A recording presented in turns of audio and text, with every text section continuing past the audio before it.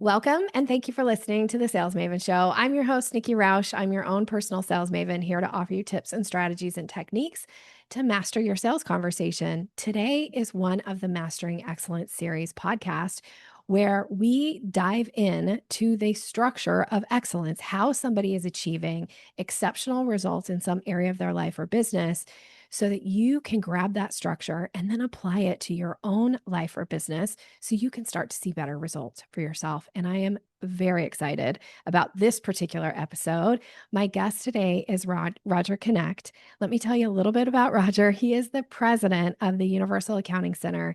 It is a post-secondary school for accounting professionals.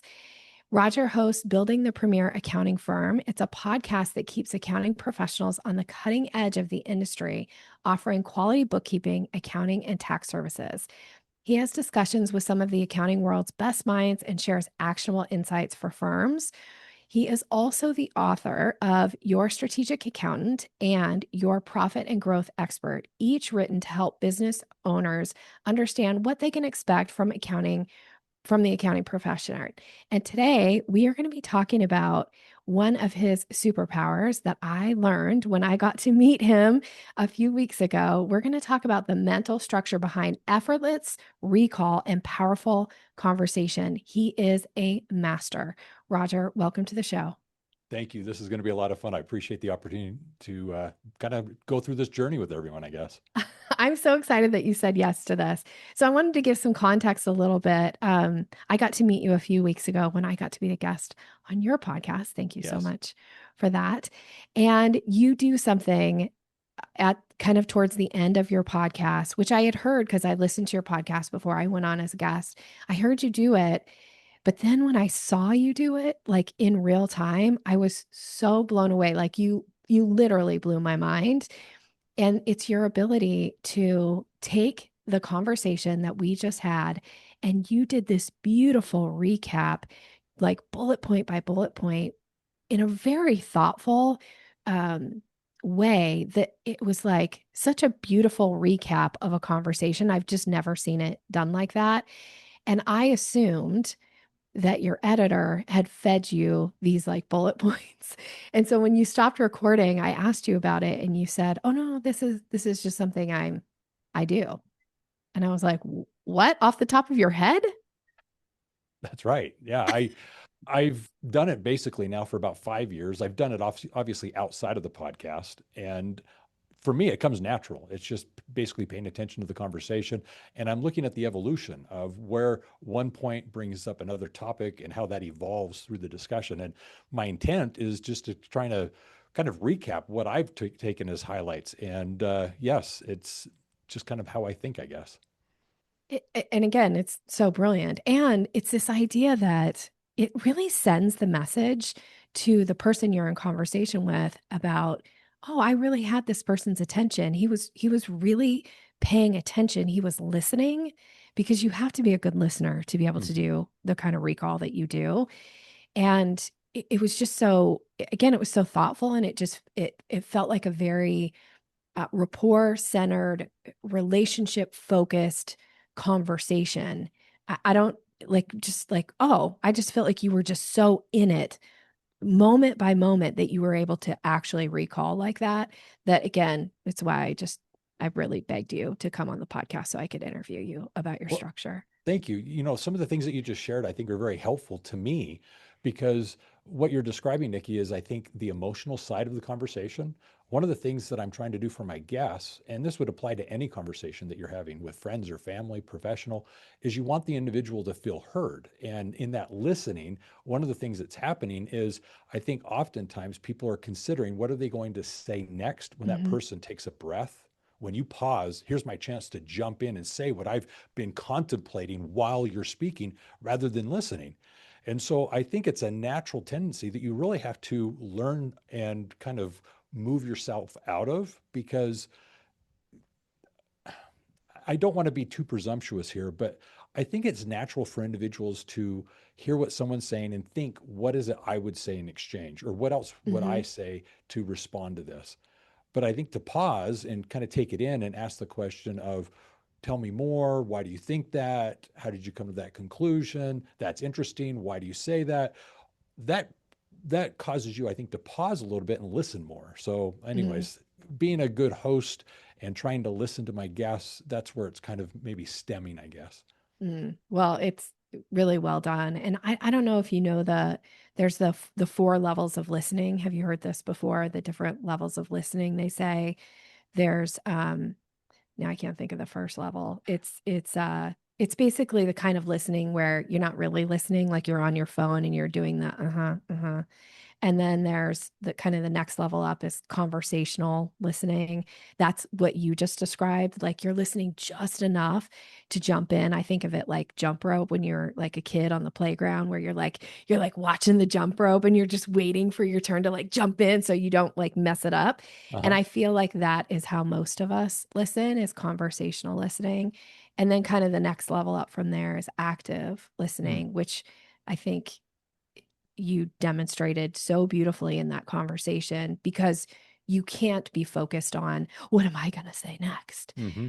right? To really be in the conversation. And then the fourth level is deep listening, which they usually reserve for like therapists and Yeah. when you're not really listening to respond, you're listening to give that person like the moment and like to sit in that place. Like grief counselors are very good at deep listening, things like that. Yeah. But yeah, so active listening, it was just such a beautiful example of it. And in order to recall in the way that you do, and again, we're going to dive into this, but before we do dive into it, I do want to give the you an opportunity to share a little bit more beyond the bio about who are the kind of clients that you're working with and the business that you do, Oh, because thank you. I suspect that there are people here that will be very interested in learning more about your business as well.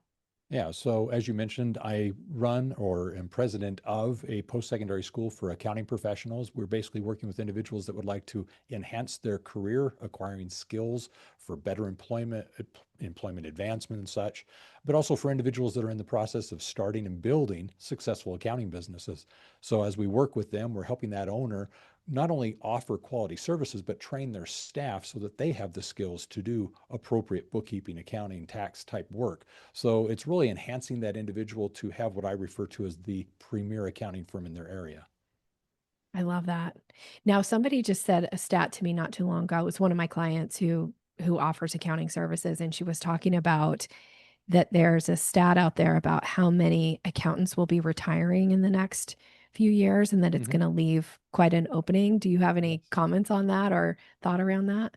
I do. This has been a topic for a few years now. It's been seen in the accounting world that the number of individuals entering from a college point of view into that path of becoming CPAs has shrunk. And it's actually smaller, the number of graduates, the number of CPAs each year, than the individuals that are scheduled to retire. And so what we see within the profession is this chasm of individuals leaving, selling their firms, retiring, and so forth, but not being replaced by new accountants. And arguably the economy grows, more businesses are created, more people need accounting services, there's more people needing tax services and so forth, but the number of individuals within the profession appear to be shrinking. So this does two things. One, it creates a clear demand and opportunity for individuals from a career point of view, but two, it kind of creates a vacuum that draws in, I think, very naturally the AI solutions that we're hearing a lot of. And so, what I think is happening is there's this combination of opportunity for the individual that chooses to embrace the career, but complementing it with those who choose to embrace this profession with the AI skill sets.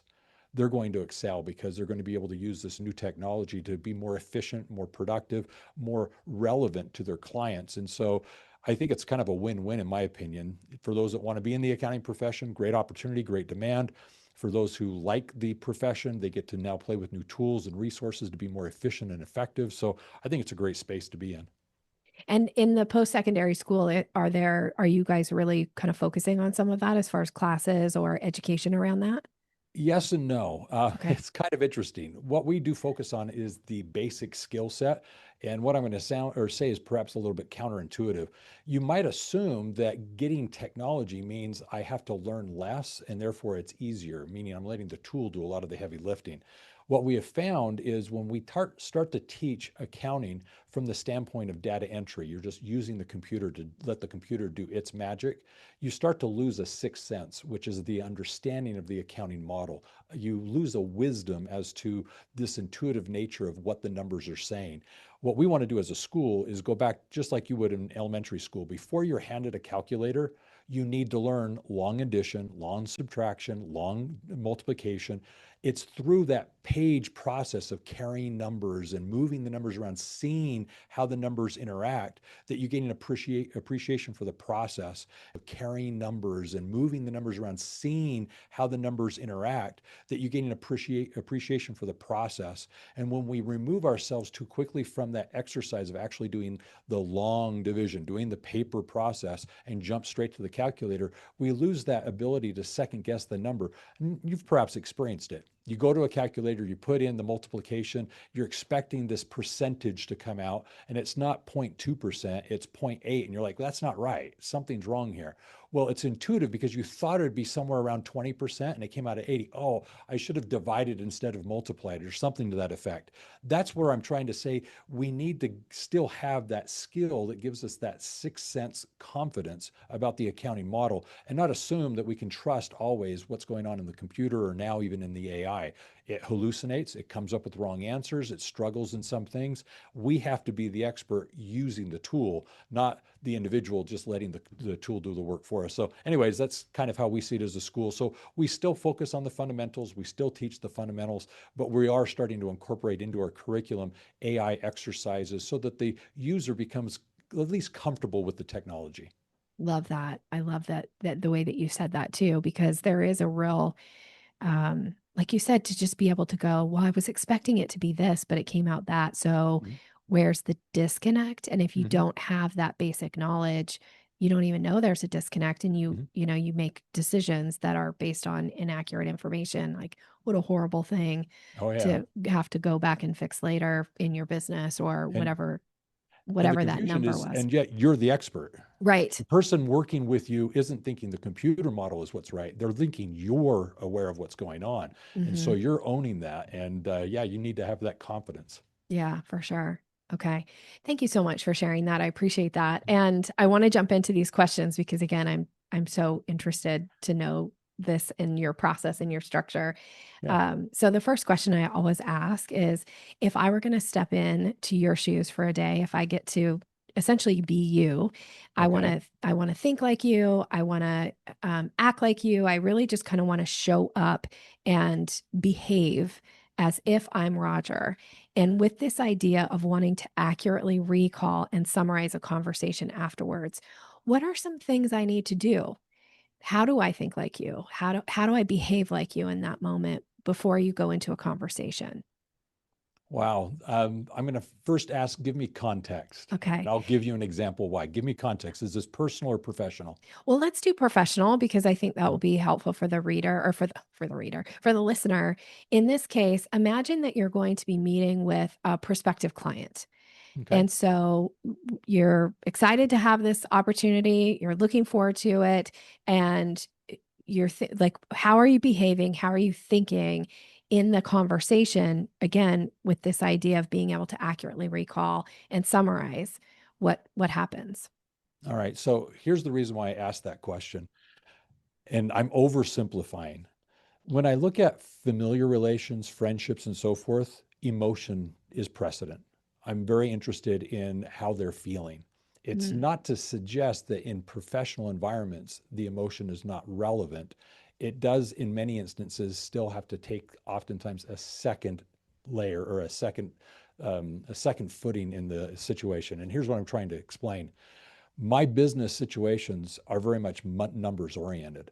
There is a profit motivation. There is an outcome I'm looking for, and it does um, come at the cost sometimes of emotions. I'm less sensitive in a professional environment to the emotional conditions of how someone feels. I want this done. This needs to be done in a timely manner, a professional manner.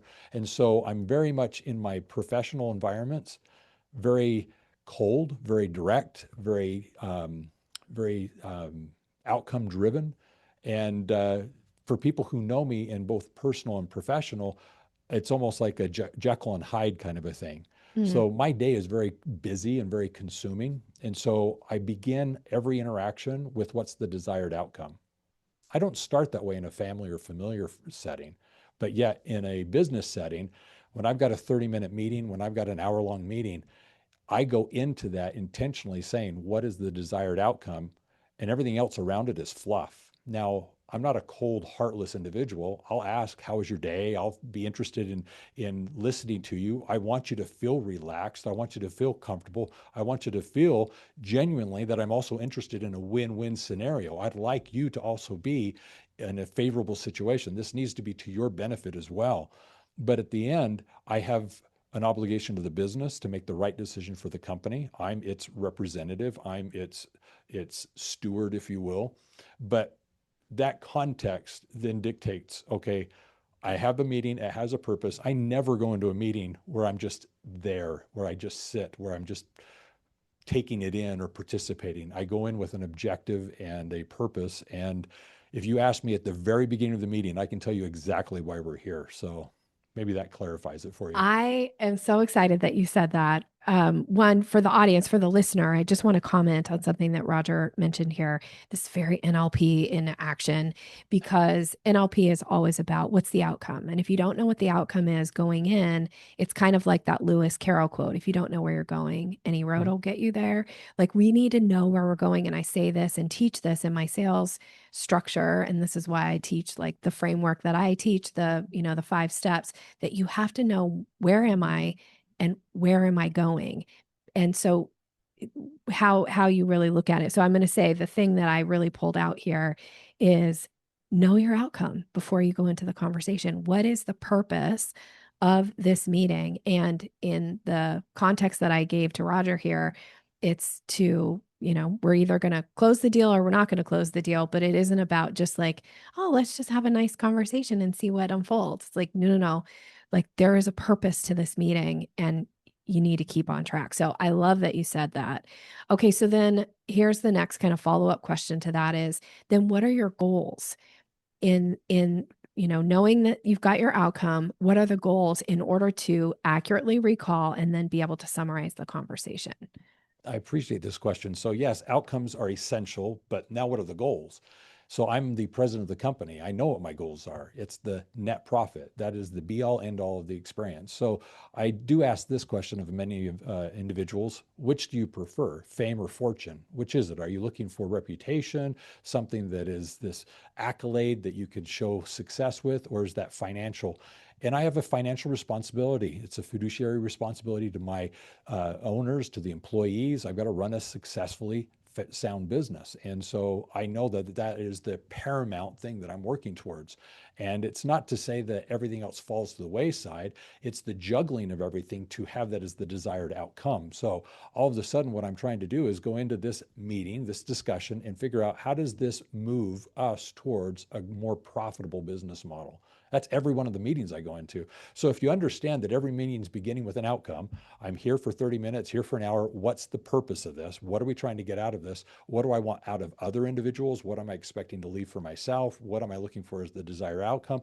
Well, all of that's moving towards this one aim of, how are we going to make the company more profitable by either increasing revenue or decreasing expenses? I love that.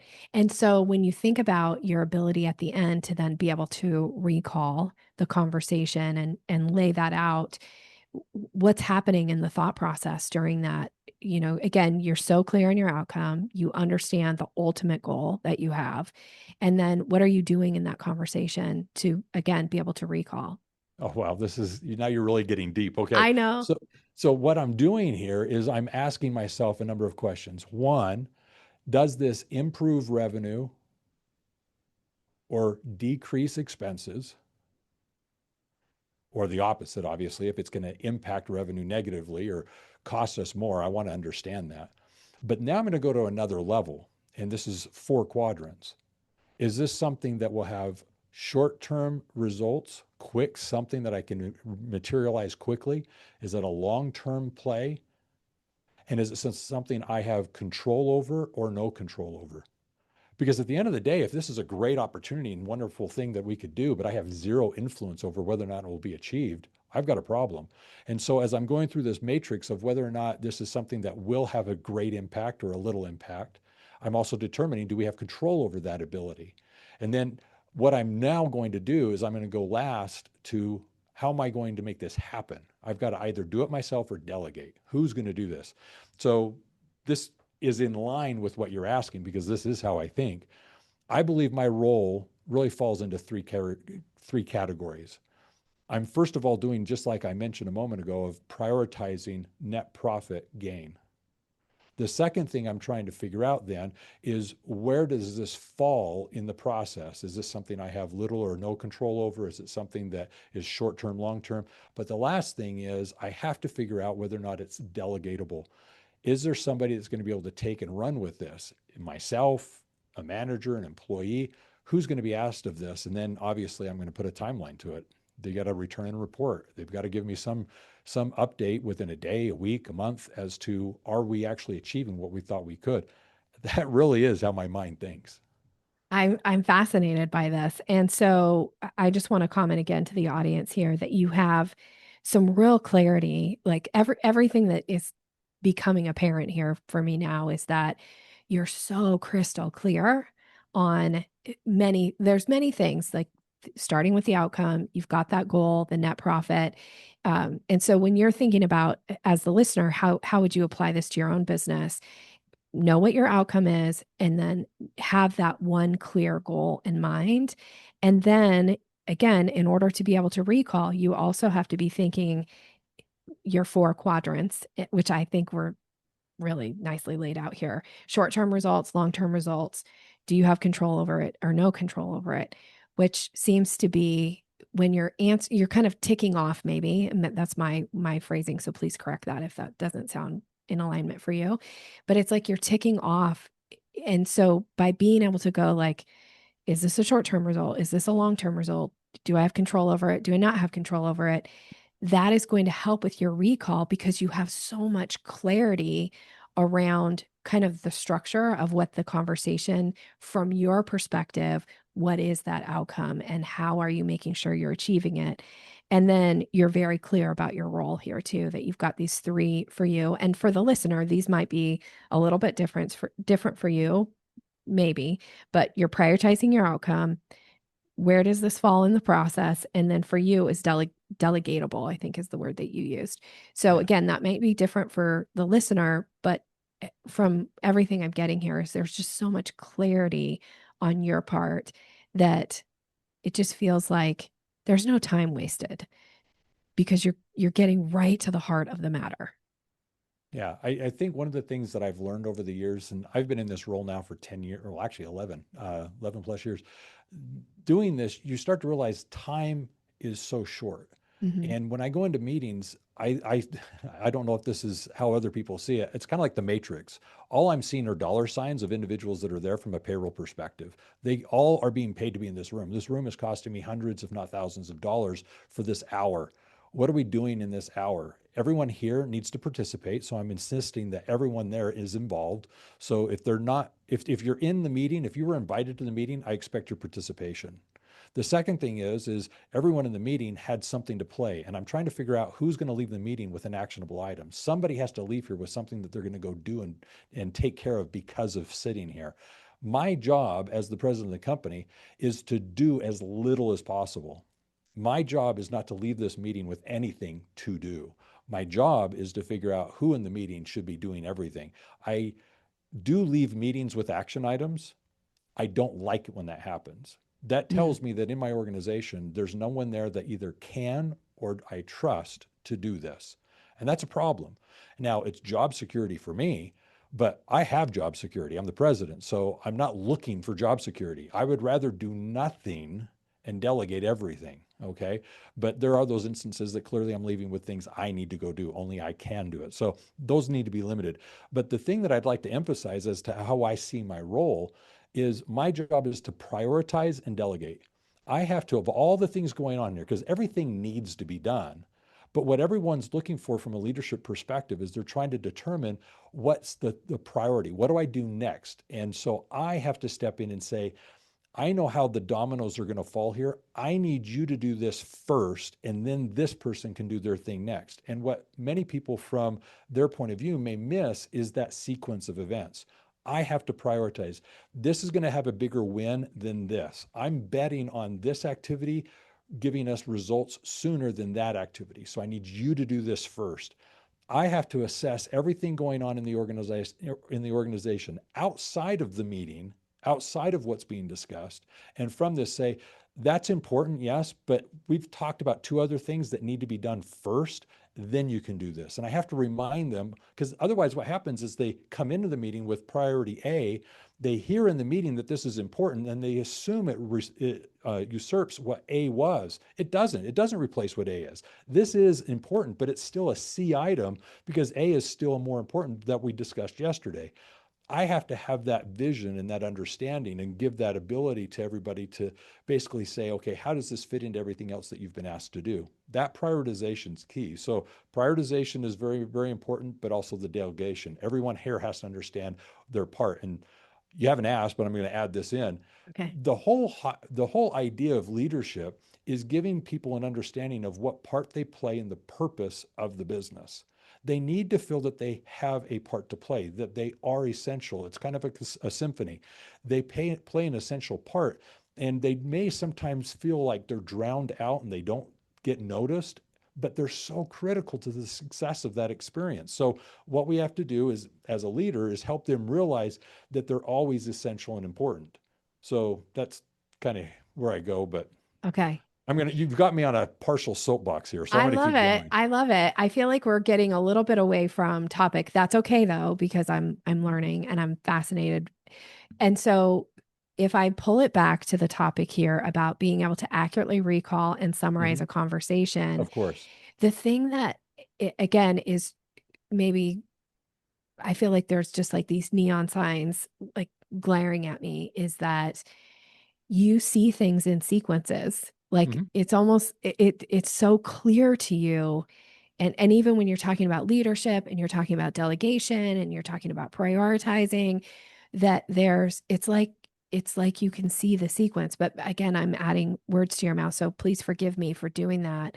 But when I say the word sequence, what comes up for you around that? Very simple. It's cause and effect. Mm, okay. So in a conversation, you're having a conversation and you're thinking cause and effect. And because you have that, you're prioritizing the conversation, you've got your outcome, all of these things are in place. Then how does that allow you to then recall at the end of the meeting? That's Oh, because I'm trying to dig a little it's deeper all there. relation. Okay. This is related to that, and therefore it's Mm-hmm. an association game. Mm-hmm.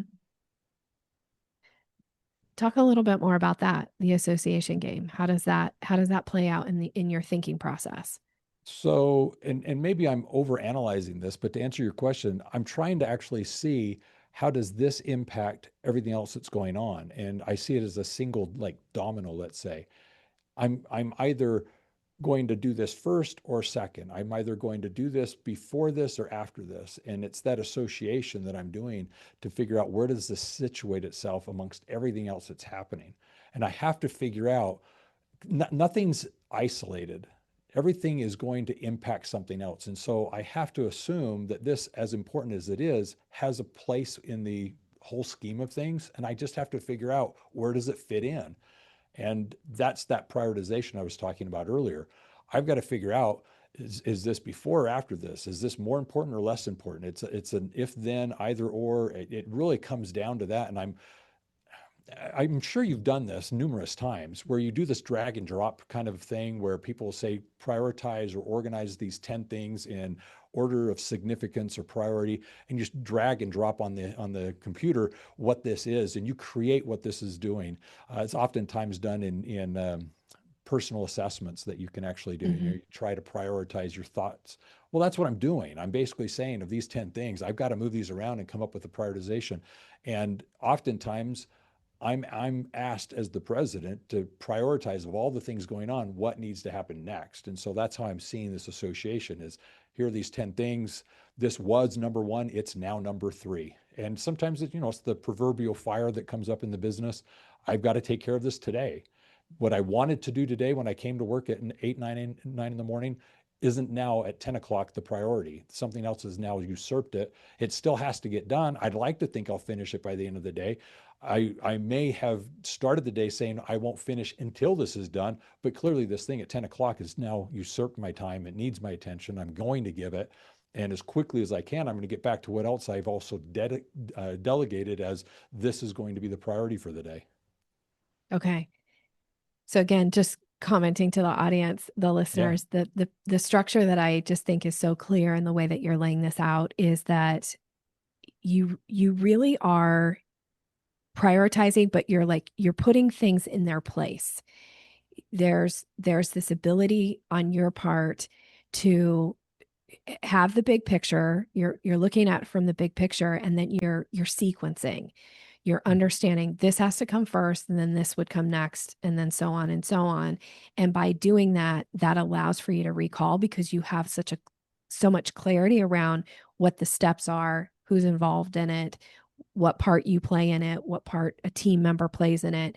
And so it's like it just falls into sequence, and that, because there's so much clarity around it, allows for you at the end of a conversation to really be able to just accurately recall the Mhm. conversation because it's like I'm saying C, but C is probably the wrong term for you. But you have the sequence. It's so clear to you of the sequence of events, therefore the recall comes into play. Oh yeah, you're right to actually use the word see. In my Okay. mind, I see the Okay. association of these things, and so I see them standing one next to another, and occasionally one moves away from another. Mhm. I can already right now with the conversation we've had today recall what it is we've discussed just because of how in my mind it aligns. Mhm. So this makes sense to me. So it just complements, I guess, the thought process that you've been looking for in this conversation. How do I take in information? How do I organize it? And how do I act on it? And this is what I'm doing. This is the mental game I'm playing. It's like you're just it again, it's like you're constantly organizing, right? Like putting things in its place. I don't know. Does that resonate with you at all or It does. Yeah. okay. It's funny as I'm going through this process, I'm realizing, man, my mind must be just this chaotic mess of just No. constant noise. And it oftentimes is, but there are the moments where I need to just quiet it down. And so that's what I'm starting to realize is I've got a lot happening up here. Yeah. And sometimes what's happening is, and this is odd of me to say, I don't mean to be boastful, and this is embarrassing almost. I will sometimes pause and go, this is insane how well I'm organizing this. This is so insane how clear this is to me when I'm looking around everyone else and they're in a fog. And I'm like, how do you not get this? How do you not Mhm. understand this? Because to me, it makes so much sense. I've worked with this company now for nearly 30 years. So for me, what happens in the organization, I've seen the evolution. I've been there with all the decisions being made. And so for an employee that comes in 2 years and they struggle for weeks and months to learn what we're doing here, I'm like, isn't it obvious? Isn't it apparent why we do it this way? And it's because I've got the 30 years of experience Yeah. as to why it is the way we do it. And that's just, I guess, the nature of having been around as long as I have. But again, it's because of the compartmentalization of my mind thoughts. I've got everything organized. The way we run our organization is such that so much is happening. I don't know that I could do it any other way. Yeah. Well, again, that really speaks to your unconscious competence because it's like how you show up in the world. It's they say oftentimes that unconscious competence, it's like you probably maybe don't have a lot of awareness around this right now. You will as soon as I comment on it, is that there's a lot happening you're not really thinking about. And one of those things is breathing. Like you're not really thinking like, oh, I need to take a breath in, I need to exhale, because it's just become part of like that's how you show up in the world. And so again, this is why I was really trying to dig into the structure with you, because it feels so natural to you. And again, it is a learned process. It you probably yes, you have some skill set around it, but you have built that skill set over time. You've learned how to really make this work for you. And at some point, maybe you were born with it. Maybe it was a natural talent. You came out, you know, and you were like, I already know how to organize everything. Maybe there was some, like, but it was probably built over time. Like you said, you've been with this company for 30 years. You understand the ins and outs and how things work. But it is this idea of the way you sequence and put Mhm. things in their place that I think speaks to what I was trying to really get the heart of, is how you're able to recall. And I think you have laid it out so beautifully, for me. Thank you. And Mhm. hopefully for the audience as well, that it is a lot around sequence and understanding the order in which things have to transpire in order to get to your very clear outcome. So I have one last question around this topic for you, and then we'll start to wrap up. But this is a very NLP question: is how do you know when to stop? Hmm. That's a good question. I guess I don't. I don't know. I am always thinking. I've always got ideas. I'm very creative as to what we as a company, for example, need to be doing next. I'm always improving things. And so, is there like a finality of this is done and I can walk away from it? Yes and no. I mean, there's a way of checking off. Okay, I can now move on, but at the same time, I'm reflecting on, well, could it be done differently or better? And so I'm happy to revisit things. So, you know, I'm not one for multitasking. So when you talk about something being done, yes, there has to be a finality. I have to come to at least a stopping point that feels natural so that I can pick it up comfortably. But at the same time, I I, I do recognize I have a lot of unfinished things that I'd like to go back and actually put a little bit more effort to. But I think maybe this is something as entrepreneurs we all experience. We would like to launch things, do things when we feel that they're to our satisfaction. And many of us have high expectations and high deliverables that we're trying to meet. When in reality, we should just be pulling the trigger and moving on and getting things done. I think that's one of the things that entrepreneurs do well is we take incomplete things and act on them.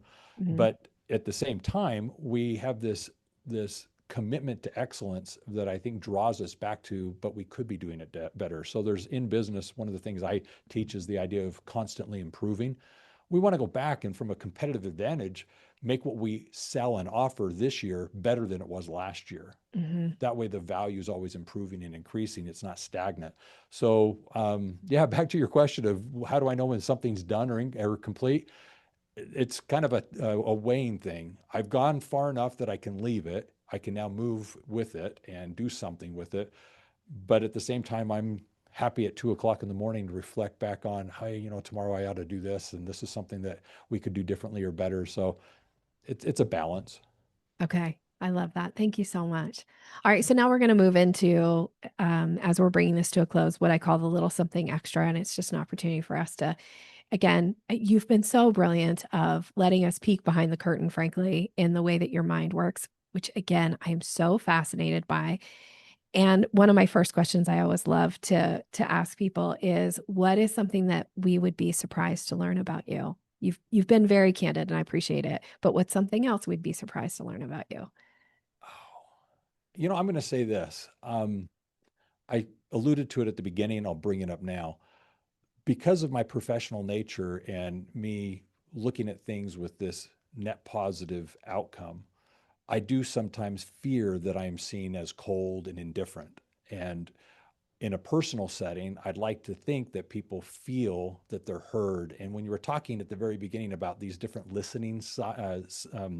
steps, and the Yeah. fourth one, I would describe you were referring to it as kind of like this is where the therapists reside and the Hmm. psychiatrist resides, where a clergy might exist. What I Exactly. would define that as is where you provide for someone a safe space where there's no judgment, where they feel that they can be transparent and they feel heard. And in a social environment with my friends and associations, I'd like to believe that that's how they feel as they interact with me. That they feel, I consider myself what I would define as a disciple of Christ. And in going out with people, I would always like to presume that their interactions with me left them better than they first started, that they felt heard, that they felt appreciated, they felt valued. If at the end of the conversation they left on a positive note, inspired to go out and do what they do best, then my interaction to them was uplifting. And that's important to me. I'd like to believe with all the struggles that people are experiencing in life, that their interactions with me was a positive one. So that sits at the back of my mind.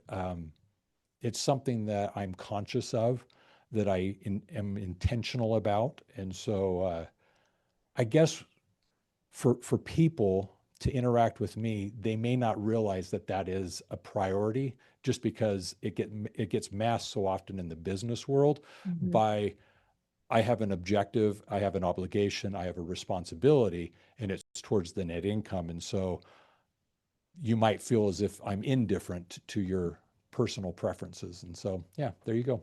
I love that. Thank you. Thank you for Mhm. sharing that.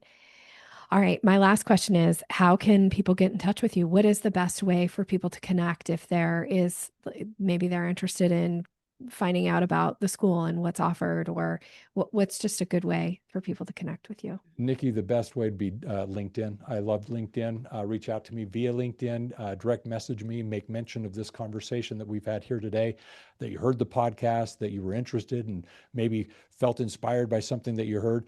That right there is, I think, a phenomenal way to connect with me, and I'd encourage that. The other way is you can go to universalaccounting.com. We actually have on the website a number of free business resources and personal resources for individuals that are looking to improve themselves, let's say with time management, personal exploration as it relates to vision boards, just a lot of free resources, personal and professional, that you can tap into. It's part of our give back program that we as a school have had for a number of years, and we provide a great deal of resources and trainings and books for free there. Thank you. Thank you for that. I appreciate it. And we will have Roger's information in the show notes as well. And for you, the listener, I would love to know, what was your big takeaway from this episode? What are you thinking about with this idea of recall? Did you walk away with some ideas around making sure that you're going into your meetings and your conversations with a very clear outcome in mind? And think about, how are you sequencing? How are you putting things in its place and in its order? And by being able to do that, you will find that you'll probably improve your listening skills by far, and you will be able to recall in a way that will deepen the connection and the conversations that you're having. So, Roger, thank you again for being here. I'm really grateful. Nikki, my pleasure. This was a wonderful conversation. It was actually, as you expected, it was somewhat intriguing to me just to hear myself process your questions and my answers. So, as I was going through this, I was getting a few bits of clarification. So, thank you for that. And for the listeners, this has been wonderful. I hope you do get, as she mentioned, some great takeaways, because I think the more intentional we can be about our interactions, not only in our meetings, but in our personal interactions, the more we can expect we'll achieve things just because we know what we're working towards. So thank you for that, Nikki. Thank you. Thank you. All right. Well, have a great rest of your day. And thank you so much for listening. Take care.